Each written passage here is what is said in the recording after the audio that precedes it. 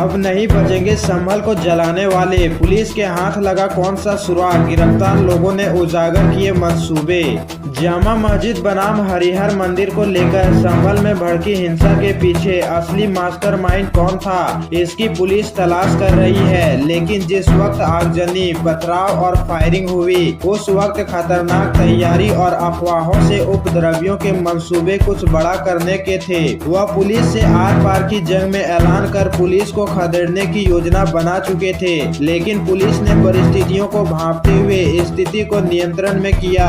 यह सब पुलिस की जांच और गिरफ्तार किए गए आरोपियों से की गई पूछताछ में उजागर हो रहा है। फिलहाल पुलिस अब तक 700 से अधिक उपद्रवियों को चिन्हित कर चुकी है, जिसमें पुलिस ने करीब 150 लोगों के पोस्टर गुरुवार को तैयार किए हैं, जिन्हें सार्वजनिक किया जा रहा है।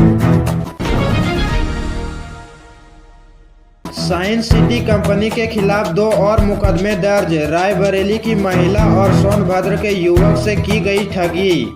Real estate company science city के खिलाफ धोखाधड़ी के 2 और मुकदमे दर्ज हुए हैं। कोर्ट के आदेश पर सिविल लाइंस पुलिस ने कंपनी के CMD राशिद नसीम, उसके भाई MD आसिफ नसीम, एजेंट प्रशांत देव, अटल त्रिपाठी, रसद रस्तोगी, सुरेश पटेल, अर्पित शुक्ला, संतोष कुमार को नामजद किया है। इन पर आवासीय भूखंड बेचने के नाम पर धोखाधड़ी का आरोप है। रायबरेली के इंदिरा नगर RDA कॉलोनी निवासी लक्ष्मी गुप्ता का कहना है कि वर्ष 2013 में साइंस सिटी कंपनी की विभिन्न योजनाओं का प्रचार प्रसार किया जा रहा था। विस्तार से जानकारी लेने पर उसे सिविल लाइंस प्रयागराज स्थित कार्यालय बुलाया गया। वहां कंपनी के CMD, MD सहित अन्य एजेंट ने स्कीम के बारे में बताया। कहा कि मोहन लालगंज में आवासीय कॉलोनी विकसित की जा रही है। एयर इंडिया की पायलट की मुंबई में मौत, हत्या के आरोप में बॉयफ्रेंड गिरफ्तार। एयर इंडिया की पायलट 25 वर्षीय सृष्टि तुली की 25 नवंबर की रात 2 बजे मुंबई में मृत्यु हो गई। वह अपने फ्लैट में सोई थी। सुबह उन्हें जगाने के लिए दरवाजे पर दस्तक दी गई तो मृत्यु की जानकारी हुई। वह गोल्डन गैस एजेंसी ट्रांसपोर्ट नगर की मालकिन उर्मिल तुली की पौत्री थी। मंगलवार शाम तकरीबन 6 बजे मुंबई से उनका शव रुस्तमपुर के पोस्ट ऑफिस गली स्थित आवास पर ले आया गया। बुधवार सुबह 8:30 बजे राजघाट पर अंतिम संस्कार किया गया। मुंबई पुलिस मामले की जांच कर रही है। चित्रकूट में CM ने की मां मंदाकिनी की पूजा। CM बोले लिंक एक्सप्रेसवे के लिए 1300 करोड़ रुपये सेक्शन, युद्ध स्तर पर चल रहा काम। CM योगी 1 दिवसीय चित्रकूट दौरे पर हैं। यहां CM ने पहले जिले के सभी अधिकारियों के साथ समीक्षा बैठक की, जहां पर परियोजनाओं ने देरी पर अधिकारियों को फटकार भी लगाई। इसके बाद CM ने टेबल टॉप एयरपोर्ट के कार्य की प्रगति पर भी सवाल जवाब किए। साथ ही जिले में निर्माणाधीन पुलों की स्थिति का जायजा लिया। लगभग 1.5 घंटे चली बैठक के बाद वहां से निकले और रामघाट पहुंचे। यहां CM ने मां मंदाकिनी की पूजा की और आरती में शामिल हुए। CM ने रामघाट पर ही जनता को संबोधित किया। उन्होंने कहा, यह मेरा सौभाग्य है कि आज मुझे सनातन हिंदू धर्म के इस पावन तीर्थ में आने का अवसर प्राप्त हुआ। ये सनातन धर्म का पौराणिक तीर्थ है। प्रभु राम के वनवास काल में सर्वाधिक समय चित्रकूट में व्यतीत किया था। यति प्राचीन काल से ही ऋषि मुनियों ने और अनेक तपोनिष्ठ संतों ने इसी चित्रकूट धाम में रहकर अपनी आध्यात्मिक साधना को एक नई ऊंचाई प्रदान की थी। सहारनपुर में आशा वर्करों को सम्मानित किया। विधायक बोले 2017 से पहले महिलाओं को लगता था डर, माफिया अतिक दिन में उठवा लेते थे लड़कियां। सहारनपुर में स्वास्थ्य विभाग द्वारा जिला स्तरीय आशा सम्मेलन किया गया। आशाओं को सरकारी योजनाओं के प्रति जागरूक किया गया। अपने अपने क्षेत्र में बेस्ट कार्य करने वाली आशाओं को सम्मानित किया गया। नकुड़ विधायक मुकेश चौधरी ने कहा, 2017 से पहले महिलाएं ड्यूटी करने से डरती थी। रास्ते में गुंडे बदमाश मिलते थे। दिन में महिलाएं ड्यूटी करती थी और रात में चोरों का पहरा देती थी। अब योगी सरकार में कोई बहनों को आंख उठाकर नहीं देख सकता, क्योंकि योगी उनकी आंख निकाल लेगा, छोड़ेगा नहीं। कंगना के खिलाफ केस में सुनवाई हुई, आगरा की कोर्ट में हाजिर नहीं हुई। अब 12 दिसंबर की डेट लगी।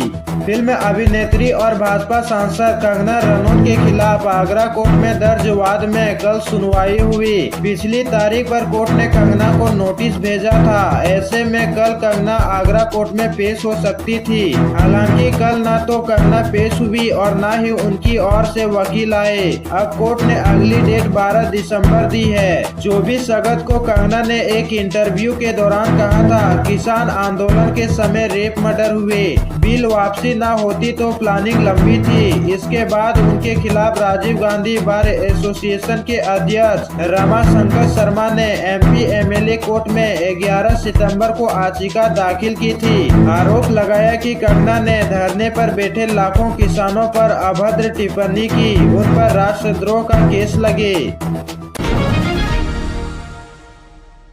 DM ने किया सीवेज ट्रीटमेंट प्लांट का निरीक्षण, कहा क्वालिटी से न करें समझौता। बलिया में मार्च 2025 तक पूरा होगा निर्माण।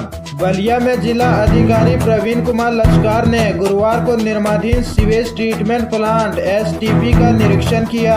निरीक्षण के दौरान DM ने अधिकारियों को निर्माण कार्य समयबद्ध तरीके से पूरा करने और गुणवत्ता सुनिश्चित करने के निर्देश दिए। नगर पालिका परिषद बलिया की सीवरेज पुनर्गठन योजना के तहत छोड़हर में 20 MLD क्षमता का यह ट्रीटमेंट प्लांट बनाया जा रहा है। जिला अधिकारी ने अधिशासी अभियंता पीयूष मौर्य से परियोजना की प्रगति और निर्माण से संबंधित जानकारी प्राप्त की। गाजियाबाद में 31 साल बाद परिवार से मिला युवक, 7 साल की उम्र में टेम्पो वाले उठा ले गए राजस्थान, काम करवाते जंजीर में बांधकर रखते थे। गाजियाबाद में 31 साल के बाद एक युवक अपने परिवार से मिला। वो बहन के साथ स्कूल गया था, इसके बाद वहां से लापता हो गया। पिता ने बहुत तलाशा लेकिन कुछ पता नहीं चला। दरअसल उसे टेम्पो से कुछ लोग उठाकर राजस्थान ले गए। यहाँ उससे बकरी चरवाते थे, खाने के लिए सिर्फ रोटी दी जाती थी, फिर बंधक बनाकर रखा था। किसी तरह वहां से ट्रक में बैठकर भागा, पुलिस से मदद ली। इसके बाद पुलिस ने घर वालों से संपर्क किया। सेन कॉलेज से निकाली संविधान स्वाभिमान पदयात्रा, छात्राओं को किया जागरूक। कहा बाबा साहेब ने संविधान लिख मानव अधिकारों की रक्षा की। SN सेन बालिका PG कॉलेज में गुरुवार को हिंदी व अंग्रेजी विभाग के संयुक्त तत्वाधान में संविधान स्वाभिमान की भावना जागृत करने के उद्देश्य से पदयात्रा निकाली गई। प्राचार्य प्रोफेसर सुमन ने छात्राओं को संबोधित करते हुए कहा कि बाबा साहेब ने संविधान लिखकर मानव अधिकारों की रक्षा की। स्वतंत्रता अमृत काल के अंतर्गत छात्राओं को संविधान के प्रति जागरूक करने के लिए पदयात्रा कॉलेज से निकाली गई, जिसका समापन नाना राव पार्क स्थित डॉक्टर भीमराव अंबेडकर की प्रतिमा पर हुआ। कॉलेज प्राचार्य प्रोफेसर सुमन, अंग्रेजी विभागाध्यक्ष प्रोफेसर अलका टंडन, हिंदी विभागाध्यक्ष डॉक्टर सुभा वाजपेयी, डॉक्टर कोमल सरोज समेत सभी शिक्षिकाओं ने बाबा साहेब की प्रतिमा पर पुष्पांजलि अर्पित की।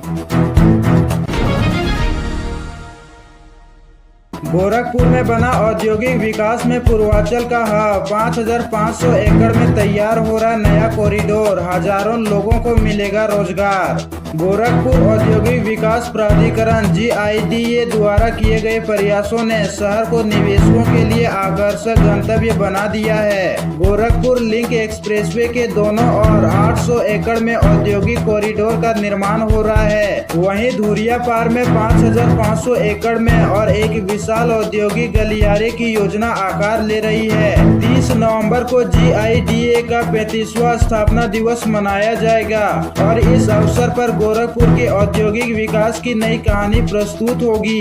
GIDA की शुरुआत 1989 में हुई थी, लेकिन पहले 28 वर्षों तक औद्योगिक गतिविधियां काफी मंद रही। ढांचागत सुविधाओं की कमी, कानून व्यवस्था की समस्याएं और निवेशकों को आकर्षित करने वाली नीतियों का अभाव था। ऐसे में GIDA क्षेत्र में विकास की रफ्तार धीमी रही।